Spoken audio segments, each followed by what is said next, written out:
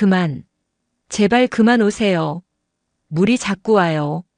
내 살배기 동자승 해암은 빗줄기가 무어라 알아듣기라도 할 것처럼 처마 밑에서 고래고래 소리를 지르고 있었다. 지리산 칠불사의 늙은 기와골이 감당하기 벅찬 장대비였다. 하늘에 구멍이 뚫린 듯 쏟아지는 비는 단순한 물방울이 아니라 굵은 쇠꼬챙이처럼 세상을 후려치고 있었다. 칠불사 전체가 거대한 폭포수 한가운데 갇힌 섬 같았다. 해암. 이놈의 자식. 거기서 뭘 하고 있느냐. 저녁 예불 시간을 앞두고 법당을 살피러 나온 원주 스님 원각의 고함이 벼락처럼 꽂혔다. 원각 스님은 사찰의 규율과 법도를 자신의 목숨처럼 여기는 이였다. 그의 눈에 빗물에 옷자락이 다 젖어 흙탕물 범벅이 된 해암의 모습은 법도 그 자체를 어지럽히는 난동이나 다름없었다. 예불 준비 아니하고 감히 큰 스님들 앞에서 물장난을 쳐? 원각 스님의 목소리는 빗소리를 뚫을 만큼 우렁찼으나 해암은 돌아보지도 않았다. 아이는 대돌섬돌 바로 앞 흙바닥이 흥건하게 팬 물웅덩이에 완전히 몰두해 있었다. 스님, 큰일 났어요. 개미집이 다 떠내려가요. 해암은 울먹이며 대돌 옆에 떨어진 커다란 나뭇잎을 주워 물웅덩이 위에 띄우려 애썼다. 흙탕물에 빠져 허우적대는 수십 마리의 개미들이 해암의 눈에는 그저 벌레가 아니었다. 그것은 집을 잃고 물에 빠져 죽어가는 수많은 목숨이었다. 이 녀석이 지금 제정신이냐? 하찮은 미물 때문에 예불을 거르겠다는 게야. 원각 스님이 성큼성큼 다가가 해암의 팔을 우악스럽게 잡아챘다. 그 바람에 해암이 들고 있던 나뭇잎배가 흙탕물 속으로 뒤집혔다. 아, 안 돼요. 다 죽어요. 해암이 발을 동동 구르며 울음을 터뜨렸다. 원각 스님은 이 기가 막힌 상황에 뒷목이 다 뻣뻣해지는 것을 느꼈다. 칠불사에 머무는 스님만 20명이 넘고 속세에서 온 보살들까지 합치면 그보다 많았다. 그 많은 대중의 저녁 공양과 예불을 챙겨야 하는 원주 스님의 눈에 4살짜리 동자승의 이 쓸데없는 자비는 그저 어리광이자 수행을 방해하는 방해물일 뿐이었다. 내가 지금 죽어가는 개미 따위를 걱정할 때더냐. 법당의 부처님께서 너를 기다리신다. 이 모두가 내 업보다. 어서 일어나지 못해. 싫어요. 부처님은 비 안 맞잖아요. 따뜻하잖아요. 개미들은 춥고 물에 빠졌어요. 스님 저기까지만. 저 나뭇잎까지만 다리를 놔주면. 이놈이. 원각 스님의 손이 기어이 해암의 등을 향해 날아가려던 그 찰나였다. 원각 스님. 천둥 소리도 빗소리도 아닌 낮고 묵직한 목소리가 두 사람 사이의 팽팽한 공기를 갈랐다. 언제부터 거기 서 있었는지 주지 무영 스님이 비를 고스란히 맞으며 그들을 바라보고 있었다. 60평생을 지리산의 풍파와 함께 묵묵히 수행해온 노승의 눈은 맑은 날의 하늘처럼 깊고 고요했다. 그는 삿갓도 쓰지 않았고 지팡이도 짚지 않았다. 그저 쏟아지는 비를 온몸으로 맞으며 해암이 만들어 놓은 흙탕물 웅덩이를 가만히 내려다볼 뿐이었다. 주지 스님, 여긴 어인일로. 원각 스님은 불호령을 내리던 기세는 간데없고 황급히 두 손을 모아 합장했다.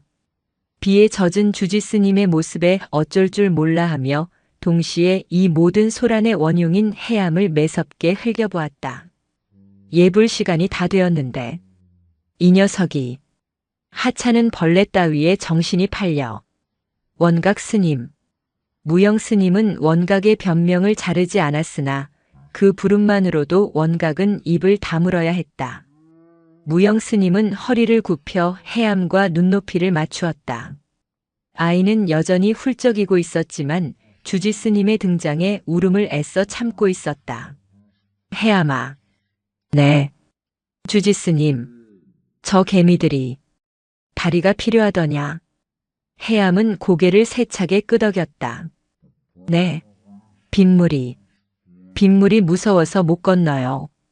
제가 다리를 놓아주면 저기 마른 흙으로 갈 수 있어요. 무영 스님은 아무 말 없이 웅덩이를 바라보았다. 그리고는 천천히 비에 젖은 자신의 커다란 장삼 소매 자락에서 무언가를 꺼냈다. 공양간에서 얻은 것인지 잘 마른 굵은 나뭇가지 2개였다. 원각 스님의 눈이 휘둥그레졌다. 무영 스님은 그 나뭇가지를 웅덩이 이쪽과 저쪽 마른 흙을 잇는 다리로 가만히 놓아주었다. 허우적대던 개미들이 본능적으로 그 나뭇가지를 발견하고 하나둘씩 필사적으로 기어오르기 시작했다. 와! 해암의 얼굴이 순식간에 환해졌다. 해암은 쪼그려 앉아 마지막 한 마리의 개미가 나뭇가지 다리를 건널 때까지 빗속에서 꼼짝도 하지 않았다. 원각 스님은 그 광경을 도저히 이해할 수 없다는 표정으로 빗속에 서 있는 칠불사의 가장 큰 어른과 가장 작은 아이를 번갈아 볼 뿐이었다. 법당에서는 저녁 예불을 알리는 종소리가 이미 울리기 시작하고 있었다. 이제 되었느냐? 네. 다 갔어요. 스님 고맙습니다. 해암이 무영 스님을 보며 활짝 웃었다. 무영 스님은 그제야 해암의 작은 손을 잡고 일으켜 세웠다. 법당으로 가자. 부처님께서 우리를 기다리시겠다. 네. 해암은 빗물에 젖은 생쥐꼴이었지만 세상에서 가장 기쁜 걸음으로 앞장서 법당을 향해 달려갔다. 뒤따르는 무영 스님은 원각 스님을 향해 한마디 툭 던졌다. 원각 스님도 어서 가시지요. 예불 시간입니다. 네, 주지 스님. 원각 스님은 흙탕물에 젖은 자신의 바지자락과 개미들이 건너간 나뭇가지 다리를 한번 내려다본 뒤 무거운 걸음으로 2사람의 뒤를 따랐다. 대웅전 법당 안은 바깥의 풍파가 거짓말인 것처럼 아늑하고 장엄했다. 거대한 금동 석가모니불이 자비로운 미소로 대중을 내려다보고 있었고 짙은 향냄새와 스님들의 나직한 독경 소리가 법당을 가득 채우고 있었다. 해암은 가장 뒤편 동자승들의 자리에 젖은 몸을 겨우 앉혔다. 원각 스님이 매서운 눈초리로 감시하고 있었기에 해암은 덜덜 떨리는 몸을 애써 참으며 작은 2손을 모았다. 비에 젖은 옷에서 느껴지는 한기가 뼛속까지 스며드는 듯 했다. 마하바냐 바라밀 다심경. 목탁 소리에 맞춘 독경이 시작되었다. 해암은 추위와 피곤함에 꾸벅꾸벅 졸기 시작했다. 그때마다 어김없이 원각 스님의 따가운 시선이 날아와 꽂혔다. 해암은 정신을 차리려 애썼다. 그리고 바로 그때였다. 해암의 시선이 법당 중앙의 거대한 금부처님을 향했다. 부처님은 좋겠다. 비 안 맞아서. 따뜻한 집 안에 계셔서. 아이의 순진한 생각이 스쳐 지나갔다. 그때 법당에 활짝 열린 문틈 사이로 바깥 풍경이 들어왔다. 법당 앞마당 저녁 예불에 동참이라도 하듯 묵묵히 서 있는 존재. 약사열의 석불이었다. 금부처님처럼 화려한 단청 아래 있지도 향불의 따스함을 받지도 못한 채 천년의 세월을 그 자리에서 비바람을 맞아온 돌부처였다. 해암의 눈이 커졌다. 오늘따라 유난히 거센 빗줄기가 석불의 어깨와 머리를 사정없이 후려치고 있었다. 마치 하늘에서 내리는 수만 개의 채찍질 같았다. 석불의 온화한 미소는 빗물에 젖어 마치 울고 있는 것처럼 보였다. 아! 해암의 작은 가슴이 쿵 하고 내려앉았다. 부처님, 추우시겠다.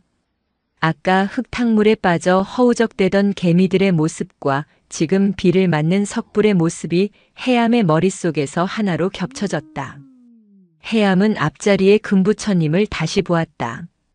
따뜻하고 안전하고 수많은 스님의 예불을 받고 계신 부처님. 그리고 문 밖의 돌부처님을 보았다. 차갑고 홀로 젖어 있으며 그 누구의 보살핌도 받지 못한 채 쏟아지는 비를 온몸으로 받아내고 있는 부처님. 관자재보살 행심 반야 바라밀 다시. 독경 소리가 귓가에 웅웅거렸다. 해암은 덜덜 떨리는 몸으로 자신의 젖은 동자승 옷동방을 내려다보았다. 비록 젖고 흙투성이가 되었지만 이것은 해암이 가진 유일한 옷이었다. 원각 스님의 눈이 매처럼 예불 대형을 살피고 있었다. 주지 무영 스님은 가장 앞줄에서 미동도 없이 좌정해 있었다. 해암의 작은 몸이 꿈틀거리기 시작했다. 아이의 눈에는 더 이상 법당 안의 금부처님도 스님들의 엄숙한 독경 소리도 들어오지 않았다. 오직 문 밖에서 홀로 비를 맞는 저 차가운 돌부처의 아픔만이 느껴질 뿐이었다. 해암은 자신도 모르게 자리에서 벌떡 일어났다. 저 녀석이. 원각 스님이 나직하게 읊조렸지만 이미 해암은 법당의 문지방을 향해 달려가고 있었다. 법당 안의 공기가 순간 얼어붙었다. 해암이 벌떡 일어선 그 찰나 100여 개의 목소리가 한순간에 멈췄다. 엄숙하게 울려 퍼지던 목탁 소리만이 허공에서 길을 잃고 두어 번 더 울렸다. 똑, 똑. 마치 빗물이 처마에서 떨어지는 소리 같았다. 모든 시선이 가장 뒤편 가장 작은 동자승에게로 향했다. 원각 스님의 얼굴이 숯불처럼 달아올랐다. 이것은 실수가 아니었다. 이것은 저녁 예불이라는 가장 신성한 의식의 한복판을 가로지르는 명백한 방해이자 모독이었다. 낮에 있었던 개미 소동과는 차원이 다른 불경이었다. 해암, 내 이놈, 어서 앉지 못하겠느냐. 원각 스님은 이를 악물고 속삭였다. 그 목소리는 빗소리에 묻힐 만큼 작았지만 그 안에 담긴 분노는 법당 안의 모든 스님을 긴장시키기에 충분했다. 그러나 해암은 그 소리를 듣지 못했다. 아니, 들으려 하지 않았다. 아이의 눈은 오직 한 곳에 고정되어 있었다. 법당의 활짝 열린 문, 그 너머에서 비를 맞는 약사열의 섣불. 해암의 작은 눈에 굵은 눈물방울이 맺히기 시작했다. 그것은 원각 스님이 무서워서도 아니요, 젖은 몸이 추워서도 아니었다. 저 비를 맞는 존재에 대한 사무치는 연민이었다. 추워. 얼마나 추울까? 왜 아무도. 부처님인데. 아이의 순수한 머릿속은 거대한 혼란에 빠졌다. 법당 안의 스님들은 따뜻한 법당 안에서 비 한 방울 맞지 않는 금부처님께 절을 하고 있었다. 그런데 정작 비를 흠뻑 맞으며 울고 계신 진짜 부처님은 왜 모두가 외면하는 것일까? 스님, 부처님이. 해암이 울먹이며 무언가 말하려 했다. 내 이놈, 감히 예불 중에. 원각 스님은 더 이상 참을 수 없었다. 그가 자리에서 벌떡 일어나 해암을 향해 손을 뻗으려던 순간 해암은 망설이지 않았다. 아이는 맨발로 법당의 차가운 마룻바닥을 가로질러 뛰기 시작했다.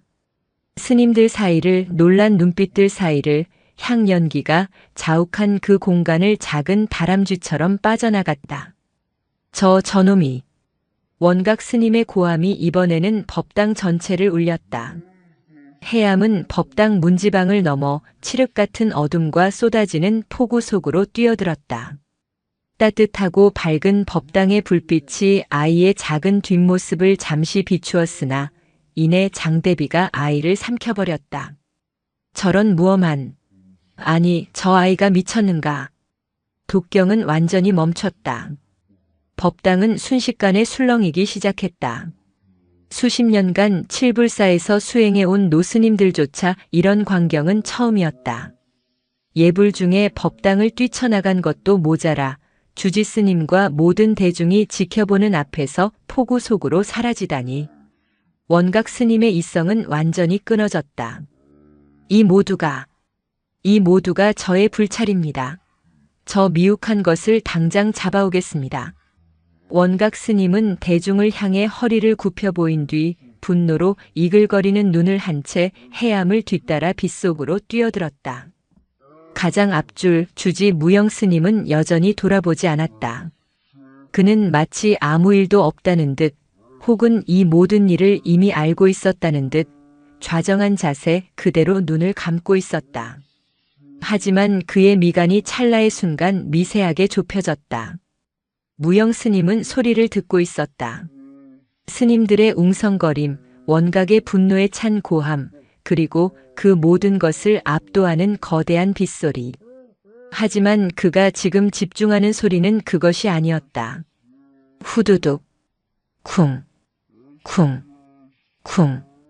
법당 안에서는 들리지 않는 소리. 쏟아지는 비가 칠불사 앞마당의 거대한 약사열의 석불, 그 돌의 표면을 때리는 소리였다.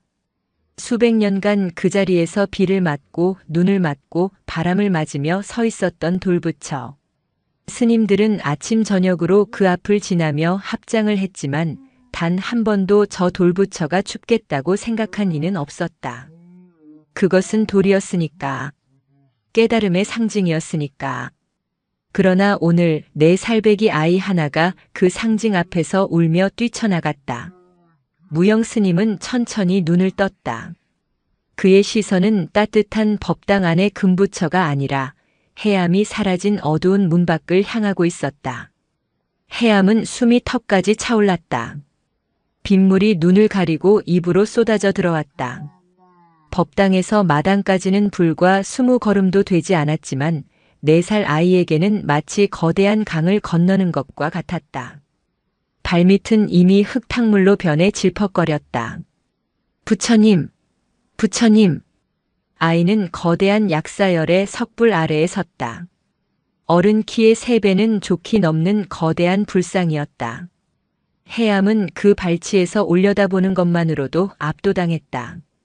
빗물은 석불의 얼굴, 자비로운 눈매를 타고 흘러내려 턱 끝에서 쉼없이 떨어졌다. 정말 울고 있는 것만 같았다. 부처님, 울지 마세요. 네. 해암은 자신이 더 서럽게 울면서 젖은 손으로 석불의 발등을 어루만졌다. 얼음장처럼 차가웠다.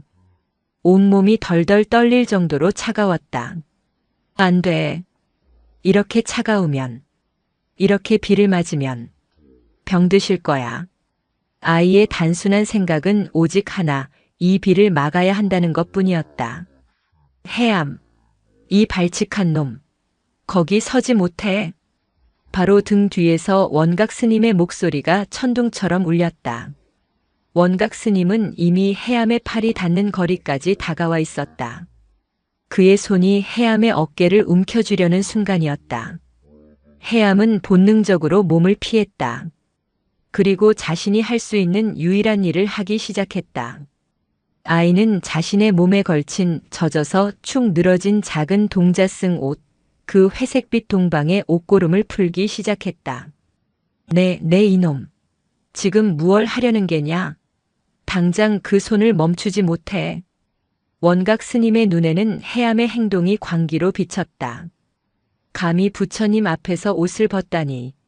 이것은 불경을 넘어선 마가 낀 행동이었다. 부처님, 추우시니까 이거라도. 해암은 덜덜 떨리는 손으로 겨우 옷고름을 풀었다. 4살 아이의 몸에서 벗겨진 작은 옷은 거대한 석불에 비하면 손수건 한 장보다도 작았다. 그때였다. 원각 스님의 거대한 손이 해암의 어깨를 거칠게 잡아챘다. 감히 부처님께 내 누더기를 덮으려 해.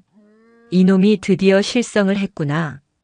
원각 스님은 해암을 질질 끌고 법당으로 돌아가려 했다.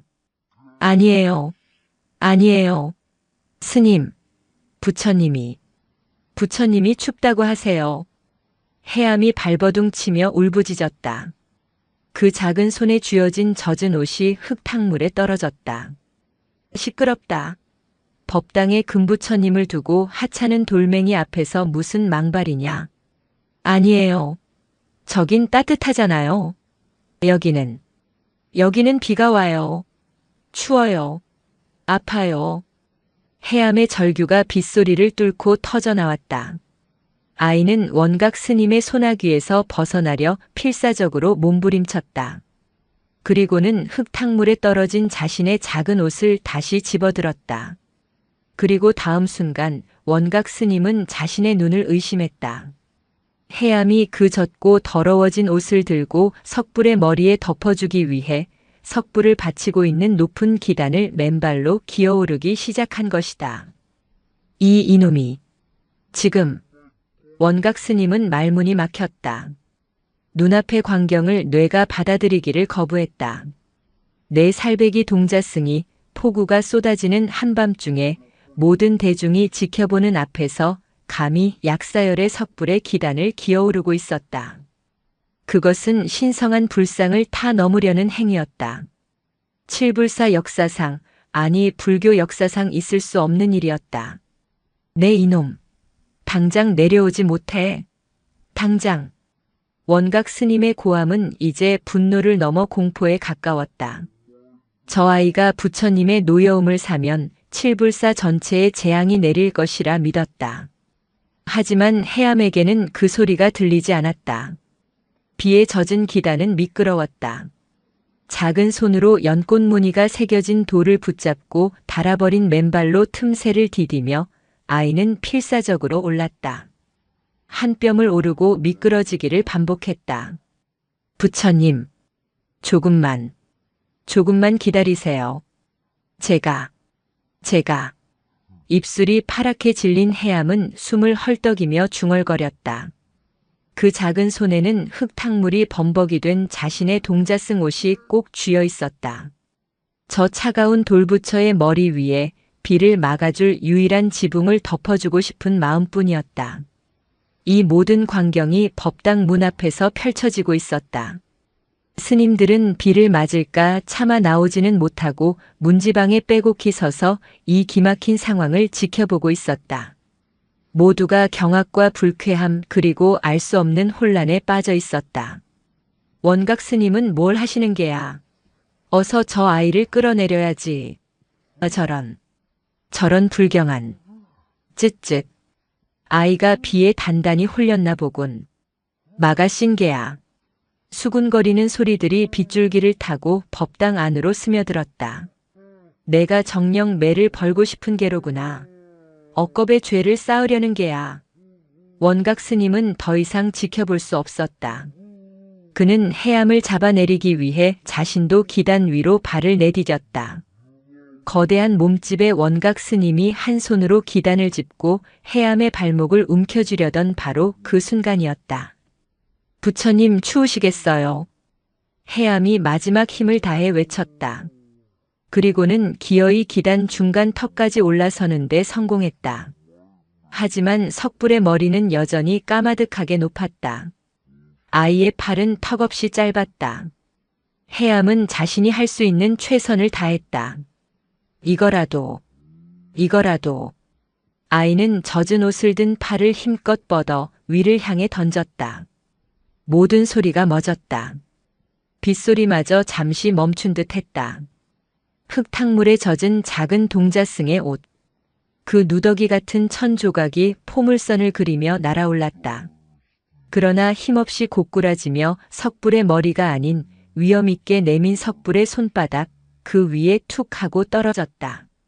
중생의 병을 고쳐주겠다는 약사열애의 상징.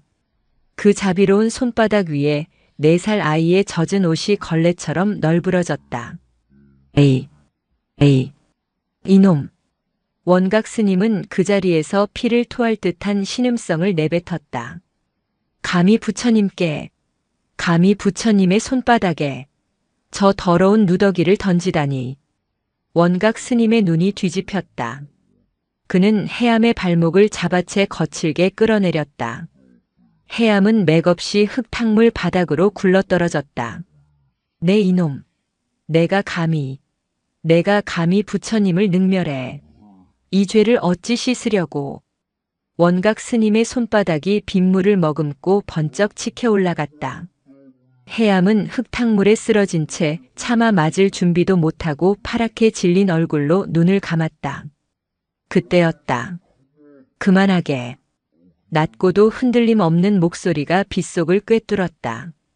원각 스님의 손이 허공에 멈췄다. 해암도 감았던 눈을 떴다. 주지 무영 스님이 어느새 법당에서 나와 그들 뒤에 서 있었다. 삿갓도 쓰지 않은 채 쏟아지는 비를 온몸으로 맞으며 늙은 노송처럼 묵묵히 서 있었다. 그의 회색 승복은 이미 빗물에 젖어 몸에 휘감겨 있었다. 주지스님. 원각 스님은 치켜들었던 손을 어찌할 바를 모르고 당황했다. 주지스님, 이 녀석이 감히 부처님께 보았네. 무영 스님이 원각 스님의 말을 잘랐다. 무영 스님은 원각 스님을 보지도 흙탕물에 쓰러진 해암을 보지도 않았다. 그의 시선은 오직 약사열의 석불을 향해 있었다. 석불의 얼굴에서는 여전히 빗물이 눈물처럼 흘러내렸고 그 손바닥 위에는 해암이 던진 작은 옷이 초라하게 얹혀 있었다. 무영 스님은 천천히 석불 앞으로 걸어갔다. 그리고 해암이 그토록 오르려 했던 기단 앞에 섰다. 그는 합장했다. 비를 맞는 석불을 향해, 그리고 그 손바닥 위에 젖은 옷을 향해 깊고 고요하게 고개를 숙였다. 원각 스님은 숨을 쉴 수 없었다. 주지스님이 저 불경한 누더기를 향해 절을 하고 있었다. 법당 문 앞에 모여 섰던 스님들 역시 믿을 수 없는 광경에 입을 다물지 못했다. 무영 스님은 천천히 몸을 돌렸다. 원각 스님. 네, 주지 스님. 저 아이에게는 저 돌부처가 지금 가장 도움이 필요한 비를 맞는 중생이었구나. 네. 원각 스님은 그 말의 뜻을 이해할 수 없었다. 무영 스님은 흙탕물에 쓰러져 덜덜 떨고 있는 해암에게 다가갔다. 그는 허리를 굽혀 비에 젖은 아이를 자신의 마른 장삼 자락으로 감싸 안으려 하지 않았다. 오히려 그는 자신의 몸을 낮춰 해암과 똑같이 흙탕물 바닥에 한쪽 무릎을 꿇었다. 그리고 해암의 눈을 바라보며 물었다. 해암아. 네. 주지. 스님. 많이 추우냐? 그것은 해암에게 묻는 말이 아니었다. 해암은 대답 대신 와락 울음을 터뜨렸다. 부처님이 너무 춥다고. 흐흐흐. 무영 스님은 아이의 머리를 쓰다듬지 않았다. 그저 빗속에서 함께 비를 맞으며 석불을 올려다보았다. 그래. 추우시겠구나. 우리가 너무 무심했구나. 무영 스님은 천천히 일어섰다. 그리고 원각 스님과 문 앞에 모인 모든 대중을 향해 돌아섰다. 그의 눈은 빗물인지 눈물인지 모를 물기로 젖어 있었으나 그 목소리는 칠불사 전체를 울릴 만큼 단호했다. 보아라. 무영 스님이 석불의 손바닥을 가리켰다. 우리는 저 법당 안 비 한 방울 맞지 않는 금부처님께는 우리의 복을 구하며 수천 번 절을 하면서 정작 저 폭우 속에서 중생의 아픔을 대신 맞는 저 돌부처의 고통은 단 한 번도 헤아리지 못했다. 스님들은 침묵했다. 경전 수만 권을 외우면 무엇하느냐. 저 아이의 눈에는 저 돌부처가 부처이기 이전에 지금 당장 비를 맞고 떠는 중생이었거늘. 저 젖은 옷 한 조각이 우리가 법당에서 올린 그 어떤 공약물보다 더 진실한 자비가 아니겠느냐? 무영 스님의 목소리가 빗소리를 압도했다. 진정한 자비는 경전 속에 있는 것이 아니다. 법당 안에 있는 것도 아니다. 바로 저기 비를 맞는 이의 아픔에 공감하며 자신의 마지막 옷 한 자락이라도 덮어주고자 하는 저 마음 속에 살아 숨 쉬는 것이다. 원각 스님은 그 자리에 못 박힌 듯 서 있었다. 무영 스님의 목소리가 빗속으로 스며들고 천지간에는 다시 거대한 빗소리만이 남았다. 법당 문 앞에 서 있던 수십 명의 스님들은 마치 거대한 망치로 정수리를 맞은 듯 그 자리에 얼어붙어 있었다. 그들의 시선은 일제히 한 곳에 꽂혔다. 흙탕물에 무릎을 꿇은 채 해암과 눈을 맞추고 있는 주지 스님, 그리고 그들이 평생을 돌멩이로만 여겼던 약사열의 석불의 손바닥 그 위에 얹힌 초라한 동자승에 젖은 옷. 그것은 더 이상 누더기가 아니었다. 그것은 칠불사 대중의 40년, 50년 묵은 관념을 깨부수는 날카로운 죽비가 되어 그들의 이마를 내리치고 있었다. 원각 스님은 넋이 나간 사람처럼 서 있었다. 빗물은 그의 얼굴을 타고 흘러내렸지만 그는 그것을 닦을 생각조차 하지 못했다. 중생이었구나. 진정한 자비가 저기 있었다. 주지 스님의 말씀이 그의 귓속에서 천둥처럼 맴돌았다. 그의 40평생 쌓아 올린 수행의 탑이 발밑부터 무너져 내리는 듯한 아찔한 현기증을 느꼈다. 규율, 법도, 예불, 경전. 그가 목숨처럼 지켜온 그 모든 것이 지금 이 빗속에서 길을 잃고 있었다. 그는 흙탕물에 쓰러져 덜덜 떠는 해암을 보았다. 자신이 방금 전까지 마가 씬 놈이라며 손찌검을 하려 했던 아이다. 그리고 석불을 보았다. 자신이 하찮은 돌멩이라 불렀던 존재다. 무엇이 부처이고 무엇이 중생인가. 해암아. 정적을 깬 것은 다시 무영 스님이었다. 그는 자리에서 일어나 덜덜 떨고 있는 해암을 안아들려 하지 않았다. 대신 그는 자신의 어깨에 걸치고 있던 비에 흠뻑 젖은 늙은 장삼을 벗기 시작했다. 주지 스님의 신분을 상징하는 평생의 체온이 깃든 그 누더기 가사를 말이다. 주지 스님. 아니 되옵니다. 원각 스님이 기겁하여 소리쳤다.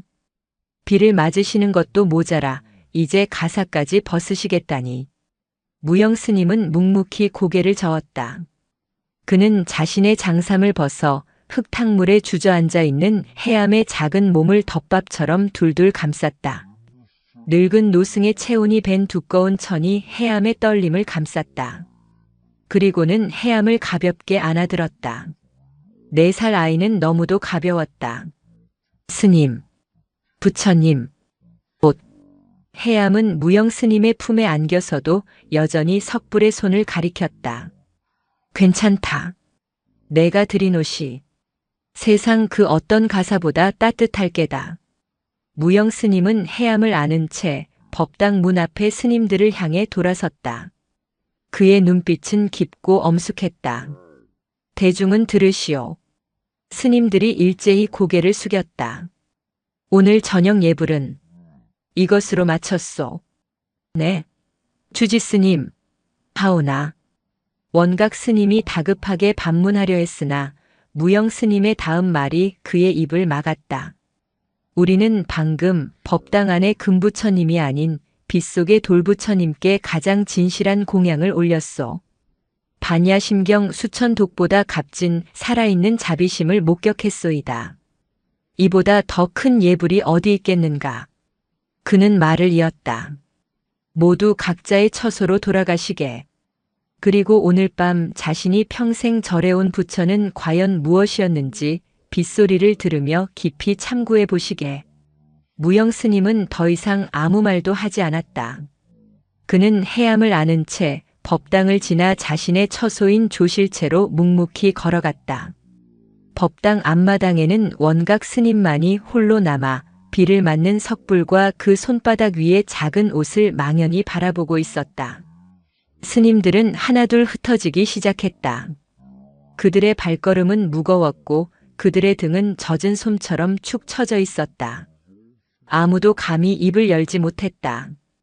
법당의 향불은 이미 비바람에 쓰러져 연기조차 나지 않았다. 무영 스님의 거처는 칠불사 가장 깊은 곳에 자리한 작은 암자 조실체였다. 스님은 해암을 따뜻한 아랫목에 눕혔다. 그리고는 젖은 옷을 모두 벗기고 마른 수건으로 아이의 작은 몸을 정성껏 닦아주기 시작했다. 그 손길은 투박했지만 한없이 다정했다. 주지, 할아버지, 스님. 해암은 따뜻한 기운에 긴장이 풀렸는지 눈을 반쯤 감은 채 웅얼거렸다. 왜 그러느냐? 원각 스님. 무서워요. 혼나는 거예요? 무영 스님의 손길이 잠시 멈췄다. 그는 해암의 작은 가슴에 자신의 크고 따뜻한 손바닥을 얹었다. 아니다, 해암아. 원각 스님은 무서운 분이 아니다. 다만 너무 오래 공부를 하여 가장 쉬운 것을 가장 어렵게 배우는 중일 뿐이다. 쉬운 거요? 그래. 비를 맞으면 춥다는 것. 추우면 옷을 덮어주어야 한다는 것. 내가 오늘 부처님께 가르쳐 드린 그 가장 쉬운 것 말이다. 무영 스님은 해암에게 마른 옷을 입히고 뜨끈하게 데운 숭늉 한 사발을 가져다 주었다. 해암은 숭늉을 받아 마시며 스르르 잠에 빠져들었다. 지리산의 깊은 밤 빗소리만이 아이의 고른 숨소리에 화답하듯 처마를 적셨다. 무영 스님은 잠든 해암의 머리맡을 한참이나 지켜보았다. 저 작은 아이가 오늘 칠불사에 던진 파문은 이 산사의 묵은 이끼를 통째로 뒤흔들 만큼 거대한 것이었다. 같은 시각 원각 스님의 방은 얼음장처럼 차가웠다. 그는 빗물에 흠뻑 젖은 승복을 갈아입지도 않은 채 방 한가운데 꼿꼿이 앉아 있었다. 촛불도 켜지 않아 방 안은 칠흑 같은 어둠에 잠겨 있었다. 그의 머릿속은 터질 것 같았다. 내가 틀렸단 말인가? 사미승 시절부터 그는 누구보다 철저하게 계율을 지켰다. 하루 4시간 이상 자본 적이 없고 한겨울 얼음물에 몸을 담그며 수행했다. 경전의 모든 글귀를 법도라 여기며 살아왔다. 칠불사의 모든 규율과 질서는 그의 손에서 나왔다. 그에게 해암은 혼돈 그 자체였다. 개미를 살리느라 예불에 늦고 부처님께 감히 누더기를 던지는 아이. 그런데 주지스님은 칠불사의 가장 큰 어른께서는 그 혼돈이야말로 진정한 자비라 하셨다. 이해가 가지 않는다. 원각은 주먹을 불끈 쥐었다. 부처는 경배의 대상이다. 신성하고 감히 범접할 수 없으며 중생이 복을 구하는 지고한 존재다. 그런데 어찌 4살 아이의 동정의 대상이 될 수 있단 말인가. 돌부처가 춥다니. 그것은 망상이고 불경이다. 주지스님께서 노쇠하신 게야. 저 어린아이의 치기에 현혹되신 게다. 그는 스스로를 그렇게 세뇌하려 애썼다. 하지만 그럴수록 빗속에서 자신을 바라보던 무영 스님의 그 깊고 슬픈 눈빛이 떠올랐다. 석불의 손바닥에 놓인 그 작은 옷이 마치 자신을 비웃는 것처럼 느껴졌다. 나는 무엇을 위해 수행해 왔는가? 원각 스님은 그 어둠 속에서 40년 만에 처음으로 자신의 수행에 대한 근본적인 의문을 마주해야 했다. 밖에서는 여전히 비가 내리고 있었다. 다음 날 새벽 지리산의 비는 거짓말처럼 그쳐 있었다. 밤새 세상을 씻어낸 비 덕분에 칠불사의 아침은 안개 대신 맑고 시린 공기로 가득 찼다. 새벽 예불을 알리는 범종 소리가 그 어느 때보다 청아하게 산골짜기를 울렸다. 하지만 칠불사 대웅전의 공기는 무겁게 가라앉아 있었다. 스님들은 평소와 같이 법당에 모였으나 독경 소리는 나직했고 서로의 눈치를 살피는 기색이 역력했다. 어젯밤의 충격이 안개처럼 법당 안에 얕게 깔려 있었다. 모두의 관심사는 2사람이었다. 어젯밤 빗속에서 가장 격렬하게 대립했던 원각 스님, 그리고 이 모든 소동의 중심인 해암 동자승. 원각 스님은 가장 앞줄 자신의 자리에 꼿꼿이 앉아 있었다.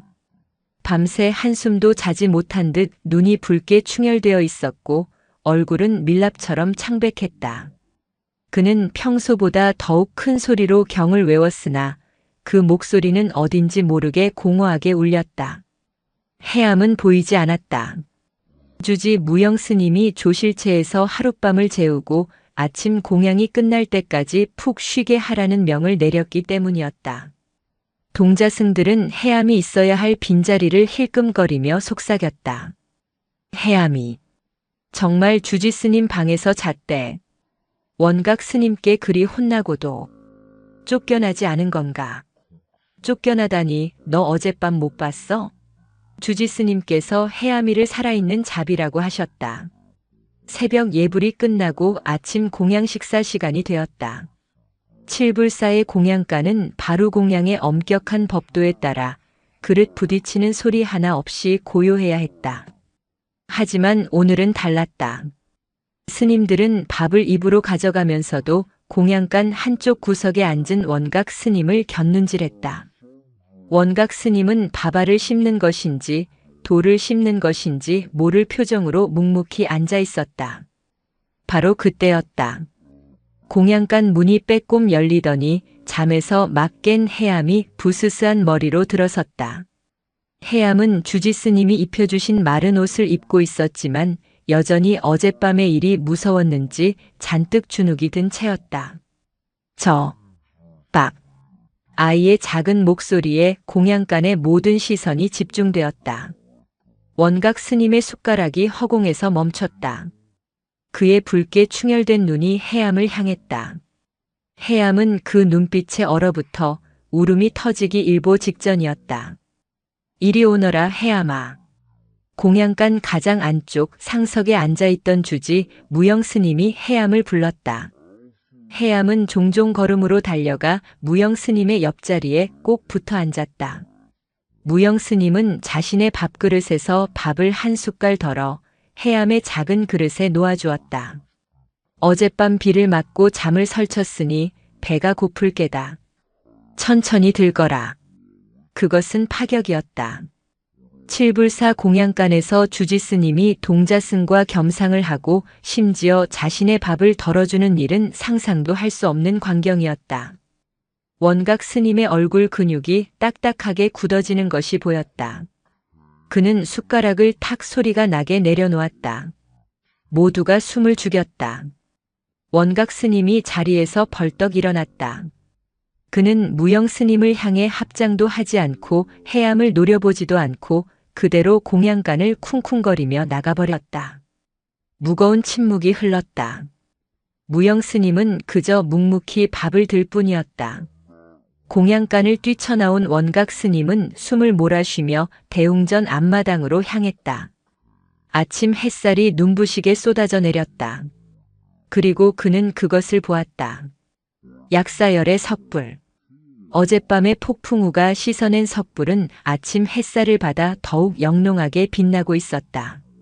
그리고 그 자비로운 손바닥 위에 해암이 던졌던 작은 동자승의 옷이 밤사이 비에 젖었다가 이제는 아침 햇살에 보송하게 말라가고 있었다. 원각 스님은 그 앞에 우뚝 멈춰 섰다. 주지 스님의 처사. 해암을 감싸고 도는 그 태도. 그것은 칠불사의 모든 규율과 기강을 무너뜨리는 행위였다. 원각 스님은 분노로 몸이 떨렸다. 내가 바로 잡아야 한다.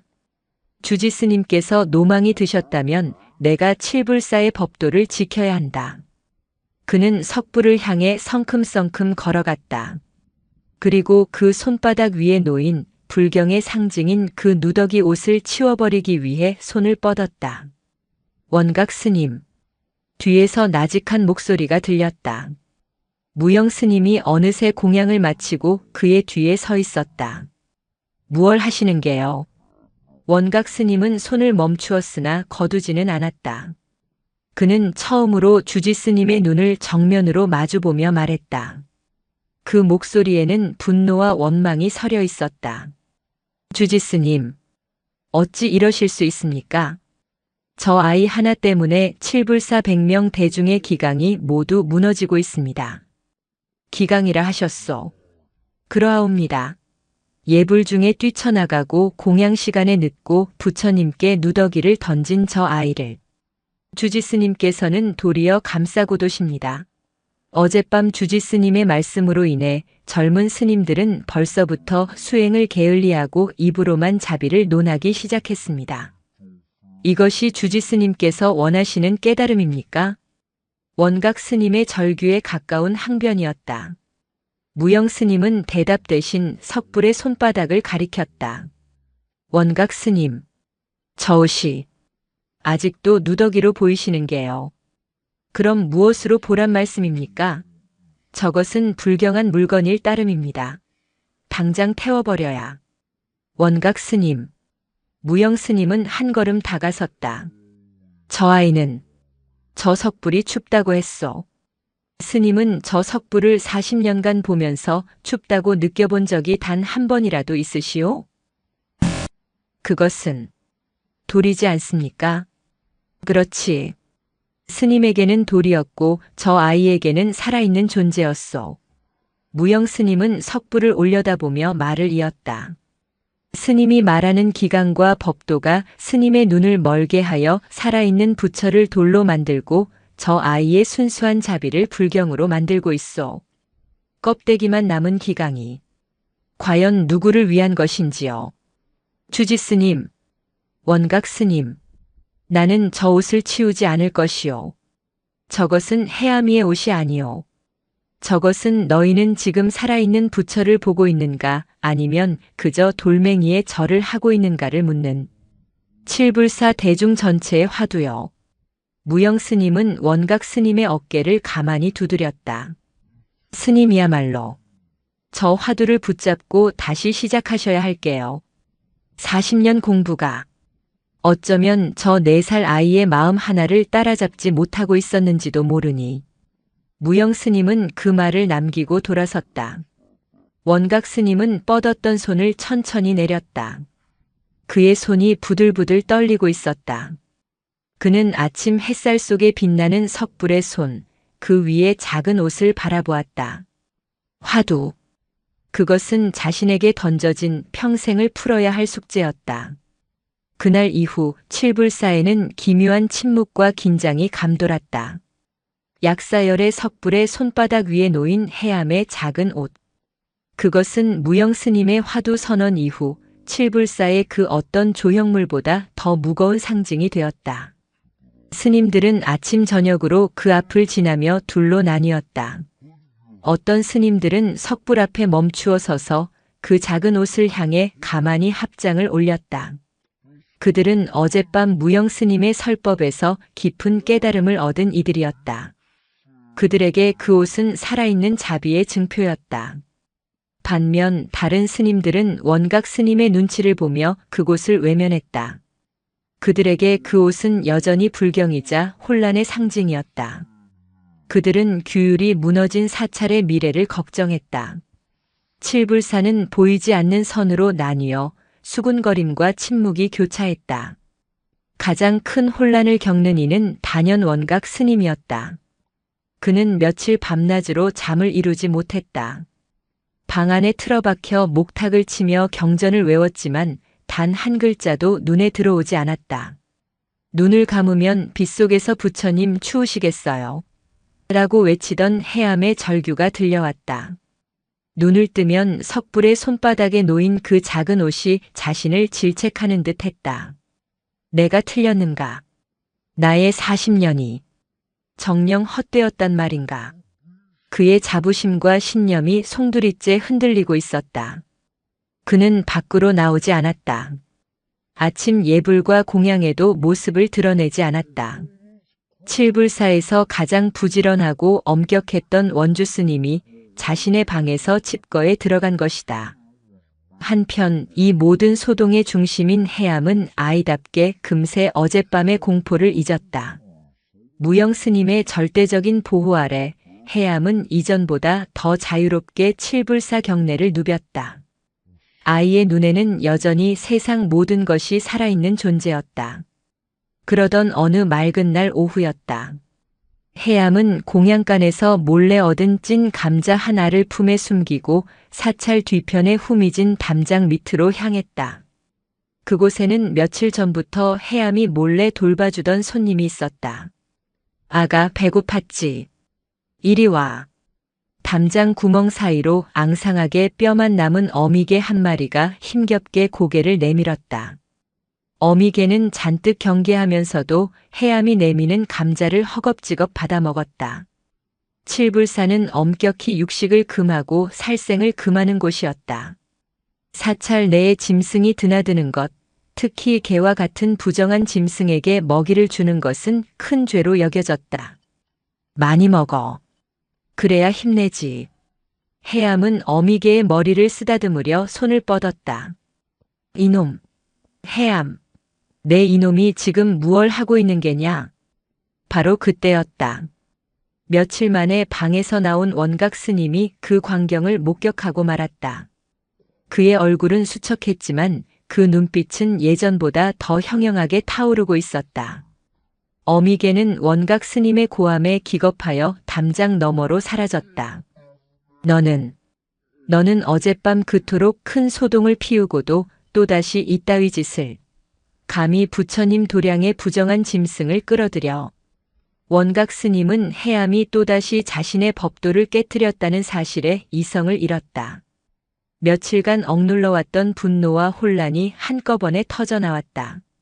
저리 가. 이 더러운 것이. 원각 스님은 해암이 아닌 개가 사라진 담장 구멍을 향해 옆에 있던 돌멩이를 집어 던졌다.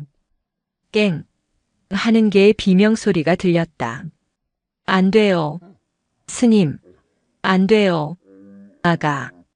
아가가 있어요. 해암이 울부짖으며 원각 스님의 다리를 붙잡았다. 무슨 아가? 저런 미물은. 저기 뱃속에 아가들이. 배가 고프다고. 흐앙. 해암은 흙바닥에 주저앉아 서럽게 울기 시작했다. 원각 스님의 손이 허공에서 멈췄다. 배가 고프다고. 그 말은 마치 벼락처럼 원각 스님의 가슴을 내리쳤다. 부처님 추우시겠어요. 배가 고프다고. 아가들이. 추위. 배고픔. 경전 속의 고고한 가르침이 아니었다. 관념적인 자비가 아니었다. 해암이 말한 것은 지금 당장 이 순간에 존재하는 가장 원초적이고 절박한 고통이었다. 원각 스님은 천천히 고개를 돌려 대웅전 앞마당의 석불을 바라보았다. 햇살 아래 그 손바닥 위에 작은 옷이 선명하게 보였다. 저 아이에게는 저 돌부처가 지금 가장 도움이 필요한 비를 맞는 중생이었구나. 무영 스님의 목소리가 그의 귓가에 다시 울렸다. 그렇다면 저 개는, 저 굶주린 어미개는 중생이 아니란 말인가? 원각 스님은 자신이 방금 던진 돌멩이를 내려다보았다. 그리고 서럽게 우는 해암을 내려다보았다. 그의 40년 철옹성 같던 신념이 그 순간 와르르 무너져 내렸다. 그는 비를 맞는 부처의 추위는 외면하고 굶주린 어미개의 배고픔에 돌을 던졌다. 자신은 경전을 외우고 법도를 지킨다면서 살아있는 고통 앞에서는 누구보다 잔인했다. 내가 돌멩이만도 못한 놈이었구나. 원각 스님은 그 자리에 주저앉았다. 그는 해암을 야단치지 못했다. 그는 해암을 일으켜 세우지도 못했다. 그저 멍하니 해암의 울음소리를 들으며 자신이 평생을 바쳐 지켜온 법도라는 것이 살아있는 고통 앞에서 얼마나 무력하고 폭력적이었는지를 깨닫고 있었다. 그는 흙바닥에 엎드렸다. 그리고 내 살배기 동자승 해암의 울음소리를 들으며 40년 만에 처음으로 소리내어 울기 시작했다. 담장 너머에서 상처 입은 어미개의 희미한 낑낑거림이 해암의 울음소리와 뒤섞여 칠불사의 오후 속으로 퍼져나갔다. 지리산의 맑은 오후 칠불사 담장 뒤편에서는 두 개의 울음소리가 뒤섞이고 있었다. 내 살배기 해암의 서러운 울음, 그리고 40평생의 신념이 무너져 내린 원각 스님의 처절한 통곡. 해암은 울다 말고 고개를 들었다. 자신을 그토록 무섭게 야단치던 원각 스님이 흙바닥에 이마를 대고 어린아이처럼 어깨를 들썩이며 울고 있었다. 그 모습은 무섭다기보다 어딘가 아파 보였다. 스님?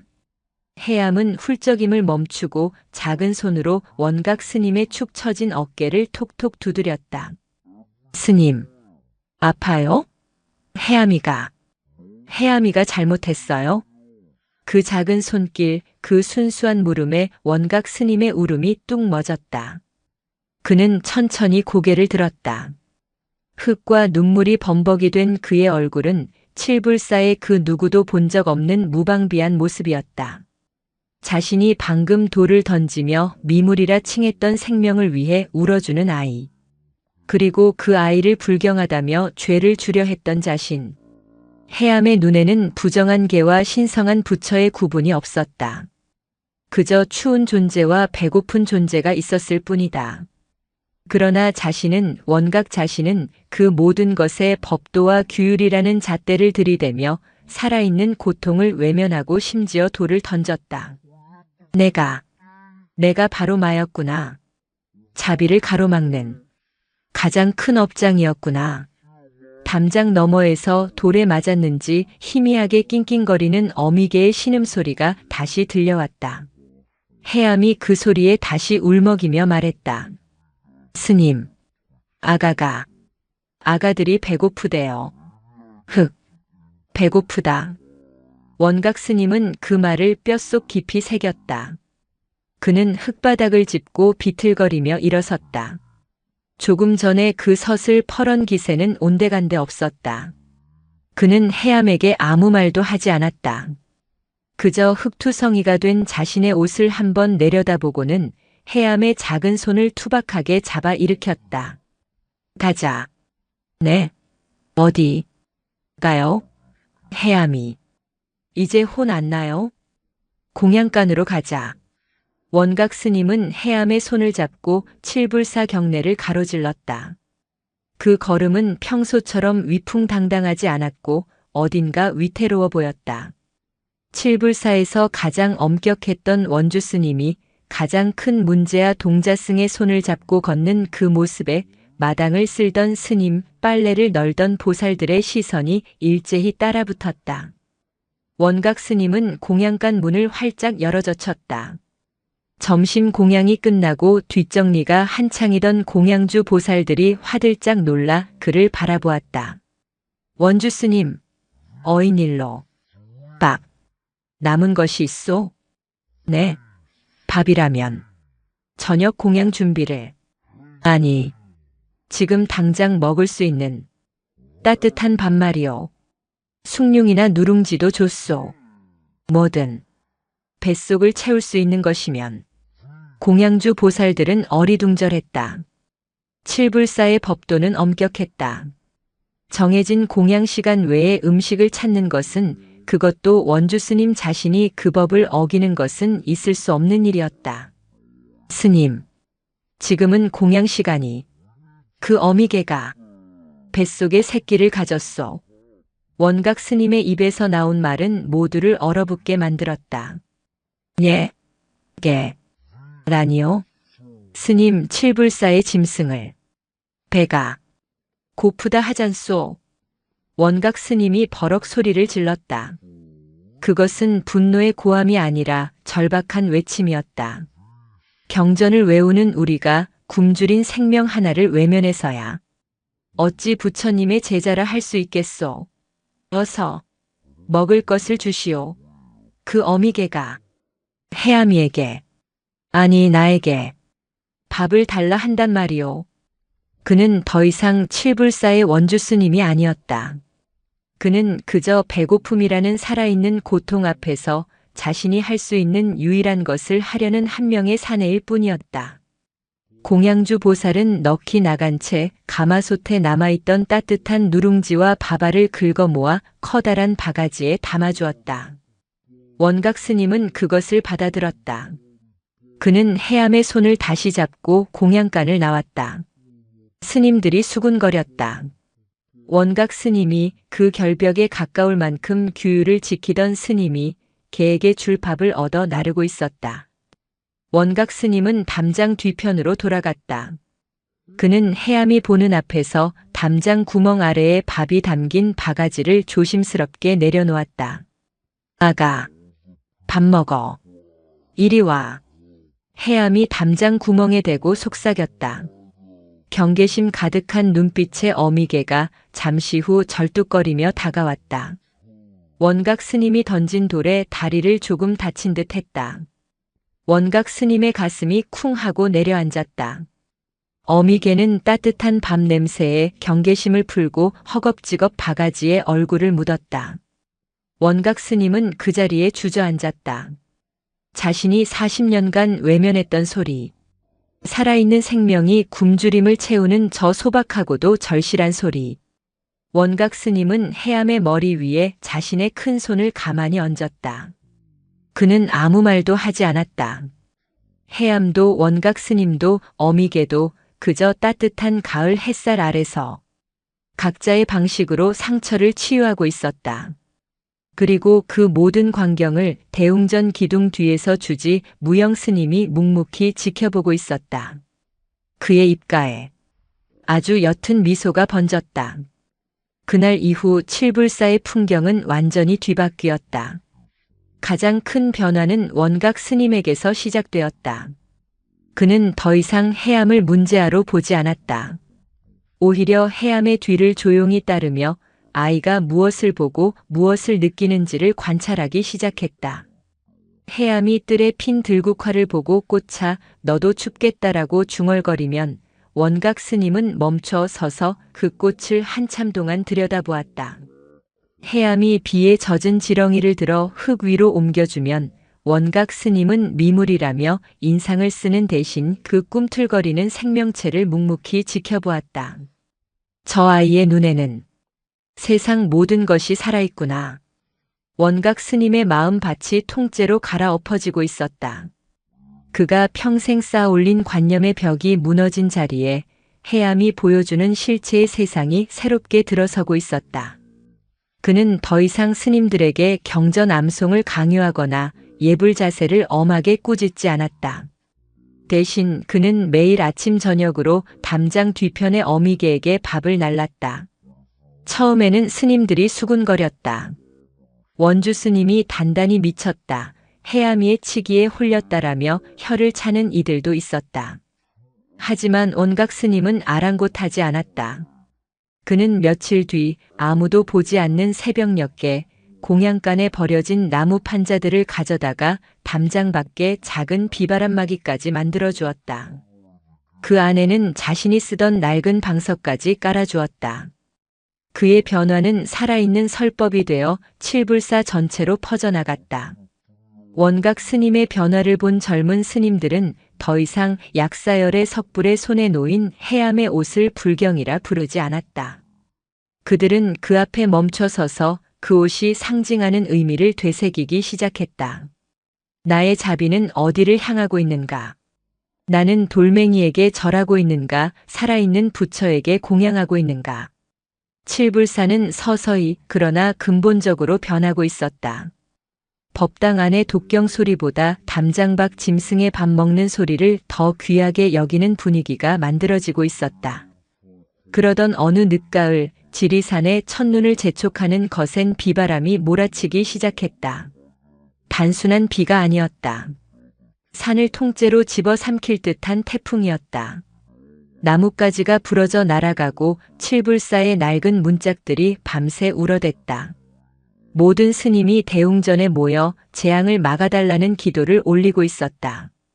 관세음보살, 관세음보살. 원각 스님 역시 대중과 함께 목탁을 치고 있었지만 그의 마음은 콩밭에 가 있었다. 법당 밖 담장 너머의 작은 생명들. 그 작은 비바람막이가 이 폭풍우를 견딜 수 있을까? 그가 초조하게 문 밖을 내다보던 그 순간이었다.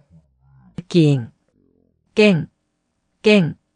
천둥 소리와 빗소리를 뚫고 절박한 짐승의 울음소리가 들려왔다. 원각 스님의 심장이 멎는 듯 했다. 그것은 어미개의 비명이었다. 원각 스님, 지금 어딜 가시려는 게요? 다른 스님이 만류할 틈도 없이 원각 스님은 예불 중이던 법당을 박차고 뛰쳐나갔다. 해암이 그랬던 것처럼 그 역시 폭풍우 속으로 몸을 던졌다. 그가 담장 뒤편에 도착했을 때 광경은 처참했다.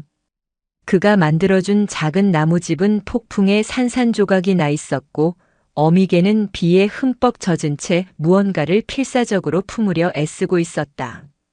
어미개가 그 사이 새끼를 낳은 것이었다. 눈도 뜨지 못한 붉은 핏덩이 같은 강아지 대여섯 마리가 차가운 빗물 속에서 어미의 젖을 찾으며 버둥거리고 있었다. 어미개는 원각 스님을 보자 제발 살려달라는 듯 처절하게 울부짖었다. 원각 스님의 눈이 뒤집혔다. 그는 망설이지 않았다.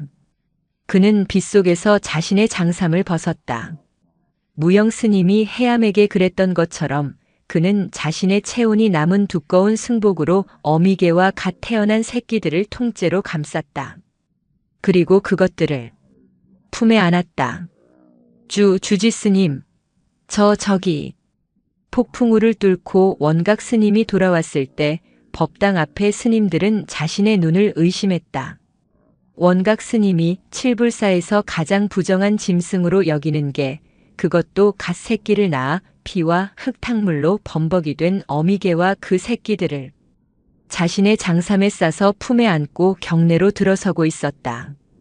그는 법당을 지나 스님들이 잠을 자는 요사채도 지나 땔감을 쌓아두는, 그러나 비바람은 피할 수 있는 가장 따뜻한 아궁이 옆 창고 방으로 향했다.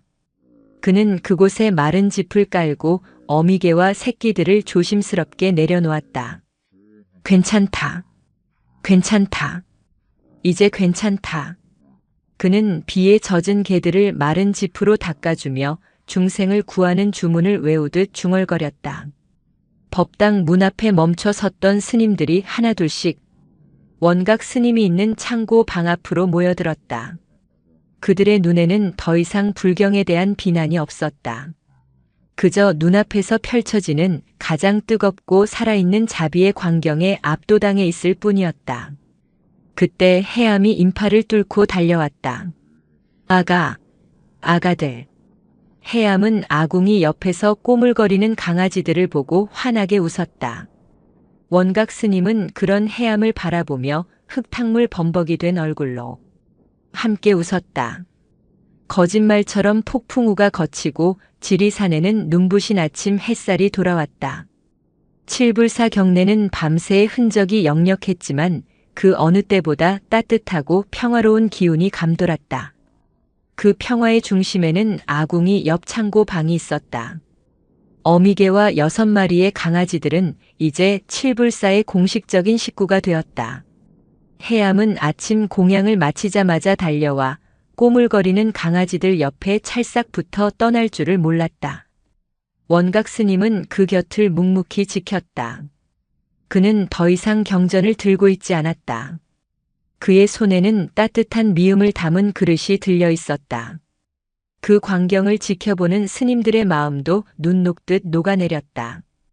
법도와 규율로 팽팽했던 칠불사의 공기는 이제 갓 태어난 생명들의 온기로 가득 찼다. 며칠이 지난 맑은 날 아침, 주지 무영 스님이 칠불사 대중전원을 대웅전 앞마당으로 불러 모았다. 스님들은 무슨 일인가 싶어 모여들었고 해암과 원각 스님도 강아지들 곁을 잠시 떠나 대중의 곁에 섰다. 무영 스님은 법당을 바라보지 않았다. 그는 모두가 잊고 있었던 것, 바로 약사열의 석불을 가리켰다. 모두 저기를 보시게. 스님들의 시선이 일제히 석불을 향했다. 석불의 손바닥은 비어 있었다. 해암이 던졌던 그 작은 동자승의 옷, 칠불사 전체를 뒤흔들었던 그 화두가 지난밤의 거센 폭풍우에 씻겨 내려가 흔적도 없이 사라진 것이었다. 모시! 해암이 작게 외쳤다. 스님들 사이에서 웅성거림이 일었다. 자비의 상징이 사라졌다고 안타까워하는 이도 있었고 불경한 것이 드디어 사라졌다고 안도하는 이도 있었다. 모두가 무영 스님의 입을 주목했다. 무영 스님은 석불을 향해 조용히 합장한 뒤 대중을 향해 돌아섰다. 화두가 풀렸소. 그의 나직한 말에 마당이 조용해졌다. 저 옷은 부처님께 필요했던 것이 아니오. 부처님은 춥지도 배고프지도 않으시기 때문이요. 저 옷은 우리에게 필요했던 것이요. 무영 스님의 시선이 해암을 향했다. 저 아이는 자신의 가장 순수한 마음으로 우리에게 물었소. 당신들은 지금 무엇을 보고 있느냐고. 그의 시선이 원각 스님을 향했다. 원각 스님은 40년간 법당 안에서 부처를 찾았으나 결국 법당 밖 흙탕물 속에서 살아있는 부처를 만났소. 돌부처의 추위를 깨닫는 데는 실패했으나 굶주린 어미개의 배고픔 앞에서 자신의 모든 것을 던졌소. 무영 스님은 창고 방 쪽을 바라보았다. 보시오. 부처는 저기 갓 태어난 생명의 울음소리 속에 있어. 추운 자에게 옷을 내어주고 굶주린 자에게 밥을 내어주는 그 마음. 경전 속 죽은 글자가 아니라 지금 당장 고통받는 중생을 향해 손을 내미는 그 뜨거운 마음이 바로 부처요. 그는 다시 빈 석불의 손을 가리켰다. 저 옷은 칠불사 대중에 굳어있던 마음을 흔들어 깨우는 죽비였소. 이제 원각 스님이 저 생명들을 품음으로써 칠불사 대중 전체가 그 뜻을 깨달았으니 저 옷은 제 역할을 다하고 바람을 타고 떠나간 것이요. 무영 스님은 말을 마쳤다. 마당에는 깊은 침묵이 흘렀다. 스님들은 모두 고개를 숙인 채 무영 스님의 설법을 되새기고 있었다. 법도와 자비가 둘이 아니었음을 불경이라 여겼던 것이야말로 가장 신성한 공양이었음을 깨닫고 있었다. 그때였다. 원각 스님이 해암의 앞으로 천천히 걸어 나왔다. 그는 40년의 자존심 칠불사 원주 스님이라는 무거운 직책을 모두 내려놓고 네 살배기 동자승 해암을 향해 깊고 깊게 허리를 숙였다. 그는 두 손을 공손히 모아 합장했다. 해암, 스님, 모든 스님이 숨을 죽였다. 내가 어리석었소. 내 살배기 동자승의 눈에 보이는 그 쉬운 진리를 나는 40년이 걸려서야 겨우 보았소. 나의 스승이 되어주어. 진심으로. 고맙소. 해암은 어리둥절한 표정으로 원각 스님을 바라보았다. 아이는 그 말이 무슨 뜻인지 다 알지 못했다. 그저 자신을 무섭게 하던 스님이 자신에게 고개를 숙이는 것이 낯설고 신기할 뿐이었다. 해암은 배운 대로 꼬물꼬물 작은 두 손을 모아 원각 스님을 향해 마주 합장했다. 스님도 고맙습니다. 그 순수한 인사에 원각 스님의 눈에서 뜨거운 눈물이 다시 한번 흘러내렸다. 지리산 칠불사의 가을 아침 아기 부처와 늙은 구도자가 서로를 향해 합장하는 그 모습 위로 텅 빈 약사열의 석불의 자비로운 미소가 따뜻하게 쏟아져 내리고 있었다.